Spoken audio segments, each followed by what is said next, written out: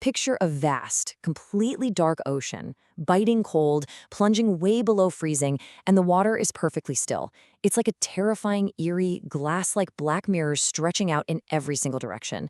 The only thing you hear is the faint, low hum of a massive ship's engine vibrating through the night air and the quiet sound of the Atlantic slipping past a towering steel hull. We are stepping onto the decks of a tragedy that has absolutely captivated the world for over a century. But in this explainer, we aren't talking about the launch, the sheer luxury, or the romance. No, we're going to separate the raw, chilling reality of the ship's final moments from all those Hollywood dramatizations. Okay, let's dive into this. April 14, 1912, 11:40 p.m. This is the precise minute a shadow in the water, an iceberg, met the side of the greatest ship ever built. Imagine what that specific moment actually looked like for the people on board. Most passengers were already turning in for the night in their warm cabins after these massive multi-course dinners. Deep below deck, the stokers were just relentlessly shoveling coal into roaring furnaces. Then came a vibration. Just a low, grinding sound that lasted maybe a few seconds. For the vast majority of the over 2,000 souls on board, it felt entirely insignificant. But this exact timestamp, it was the beginning of the end. And the moments that followed were absolutely not what you might expect. So there's this saying that everything you know about the Titanic's final hour is probably wrong. And I want you to really hold on to that thought as we move forward.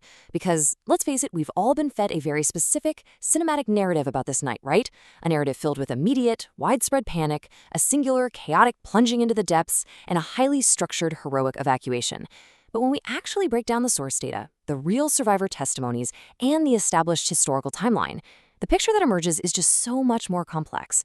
It's deeply psychological, it's incredibly confusing, and honestly, it's infinitely more tragic than any movie could ever capture. And this brilliantly illustrates exactly what I mean.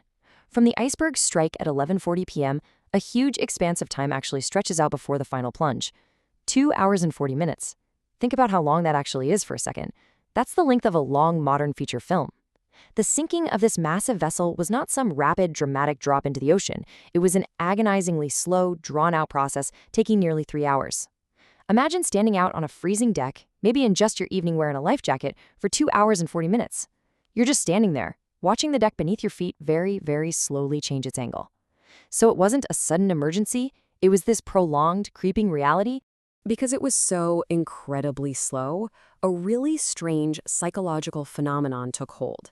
Passengers simply didn't believe they were in danger. For most of that 2-hour and 40-minute ordeal, the people aboard felt completely secure. There was zero widespread panic. In fact, some third-class passengers were literally playfully kicking chunks of ice around the well deck, treating the very thing that doomed them like a football.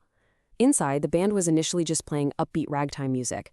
You have to remember, the ship was a marvel of modern engineering, it felt incredibly solid underfoot, and the tilt of the deck was entirely imperceptible at first. They literally could not process that this floating fortress was doomed. Let's move to and see how this builds the reality of the evacuation, which is easily the most misunderstood part of the entire night. The legend tells us the evacuation was perfectly calm, perfectly orderly, and strictly women and children first. But the stark truth, it was wildly disorganized. The crew actually hadn't done a single lifeboat drill before the disaster. They didn't even know the true capacity of the boats, and they were utterly terrified the ropes would snap under the weight. Because of this massive lack of training, lifeboat number 1, which was built to safely hold 40 people, was lowered into the freezing ocean with just 12 people aboard, 28 empty seats. Just think about that wasted space while hundreds were left behind. Now, what's really interesting about this live is how it highlights the ultimate tragedy of human psychology. It wasn't just crew error that led to those half-empty boats. It was active passenger resistance. Many passengers outright refused to board. And you know why? Put yourself in their shoes for just a second. You're standing on this massive, brightly lit, seemingly unsinkable steel deck. Now, look down over the railing. It's a terrifying, straight 60-foot drop into a pitch-black, freezing, totally unknown ocean. You're basically being asked to step off a solid floor and dangle in a tiny, fragile wooden rowboat. The cognitive dissonance was absolutely overwhelming. They feared the dark water far, far more than they feared the massive ship they were currently standing on. And one of the main reasons they thought the ship was safer, even as the bow began to dip noticeably beneath the freezing water, was the electricity. The lights stayed on until the very end. The ship didn't just plunge into immediate darkness. Try to visualize this really eerie juxtaposition.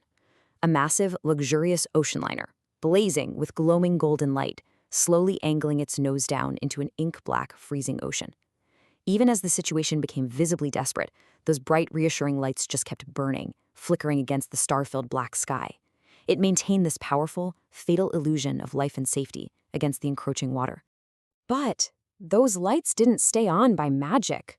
They stayed on because of the engineers who never left their posts. Imagine the sheer terror of their reality for a moment. Deep in the dark, flooding belly of the ship, completely cut off from the lifeboats and any real chance of rescue, a team of men just stayed at their stations. The water was rising, literally turning freezing cold around their waists. There was the deafening roar of venting steam all around them. They knew exactly what was happening, and they knew they were not going to make it out alive. Yet they kept the massive engines and dynamos running to ensure the people on the upper decks had light to see by and the power to send wireless distress signals. They actively traded their own survival for the survival of others. So, the crucial point is, when you combine the untrained crew, those half-empty lifeboats, the passengers' fatal illusion of safety, and the unforgiving freezing Atlantic, you get this devastating reality. Out of the roughly 2,200 people aboard this magnificent ship, more than 1,500 perished in the darkness. Despite the supreme sacrifice of the engineers below deck, and despite the incredible amount of time they actually had to evacuate, the reality of the situation resulted in a catastrophic loss of life. It really wasn't just a lack of boats, it was the tragic convergence of time, human psychology, and pure chaos. Which brings us to the final moments, and honestly one of the most enduring images of the entire tragedy, the band. Legend tells us that as the ship finally went down, bringing a terrifying end to that 2-hour and 40-minute ordeal, the ship's band stood on the slanting deck and played a final, solemn hymn to comfort the remaining passengers. It's a beautiful, deeply poignant image of humanity in the face of death. But it begs a really fascinating question. What was that final song? The answer completely encapsulates the chaotic reality of the sinking. Survivors couldn't even agree on what song it was. Really think about the gravity of that. Some survivors swore on their lives they heard "Nearer My God to Thee," but others insisted it was a completely different hymn called Autumn. And still others remembered hearing upbeat, popular tunes right until the deck slipped beneath the waves. The myth gave us a unified, cinematic moment of closure, but the reality? It gives us the fractured, traumatic memory of a deeply chaotic night. When the lights finally failed and the ship slipped away, leaving only the calm, black water and the stars, even the memories of those who lived through it were torn apart by the chaos. It leaves us to wonder, if the survivors themselves couldn't agree on the final sounds echoing across the freezing deck, how much of our own history is built on comforting legends rather than the dark, complicated truth?